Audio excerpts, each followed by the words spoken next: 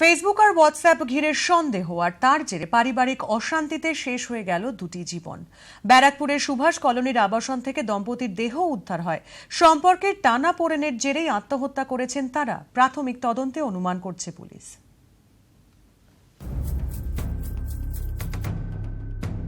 ব্যারাকপুরের সুভাষ কলোনির বাসিন্দা সৌরভ ও পাপিয়া দাসের দাম্পত্য জীবন বছর পাঁচেকের। প্রেম করেই বিয়ে করেছিলেন দুজনেই চাকরি করতেন। তাদের 3 বছরের একটি মেয়েও আছে। সোমবার সকালে সুভাষ কলোনির ফ্ল্যাট থেকে দুজনের দেহ উদ্ধার ঘিরে দানা বেঁধেছে রহস্য।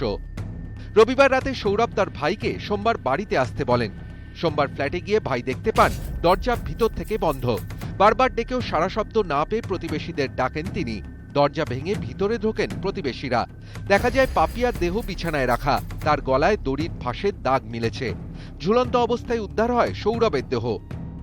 ঘটনাস্থলে আসে টিটাগড় থানার পুলিশ। এদিন পাপিয়া মেয়েকে স্কুল থেকে নিয়ে এসে পাশেই মামার বাড়িতে রেখে আসেন। এখানেই প্রশ্ন উঠছে, তাহলে কি আত্মহত্যার পরিকল্পনা পূর্ব পরিকল্পিত? পরিজন ও বন্ধুদের দাবি, ফেসবুক আর হোয়াটসঅ্যাপ নিয়ে দুজনেই দুজনকে সন্দেহ করতেন। এ নিয়ে দুজনের মধ্যে অশান্তি চলত। কয়েকবার সমস্যা মেটাতে হস্তক্ষেপ করেন কাউন্সিলরও। দুটো পরিবারই ভালো পরিবার, ছোট পরিবার। অশান্তির কোনো খবর তো আমরা আজ পর্যন্ত কিছু পাইনি। স্বামী স্ত্রীর ভিতরে দুজনে কি ভুল বোঝাবুঝি মনিমানা হয়েছে ওরাই বলতে পারবে।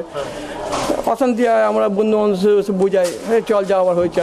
কেন করলো, হয়তো পারিবারিক কোনো অশান্তি আছে কিনা সেটা আমরা ছেলে মেয়ে হিসেবে খুবই ভালো ছিল দুজন, এবং দুজনের মধ্যে কালকে রাত্রেবেলাও দুজনে একসাথে ঘুরে বাড়িতে ফিরেছে। প্রতিবেশীদেরও দাবি, মাঝে মধ্যেই দম্পতির ঝগড়ার আওয়াজ শোনা যেত। প্রাথমিক তদন্তে পুলিশের অনুমান, সম্পর্কে টানাপোড়েনের জেরে আত্মঘাতী হয়েছেন ওই দম্পতি।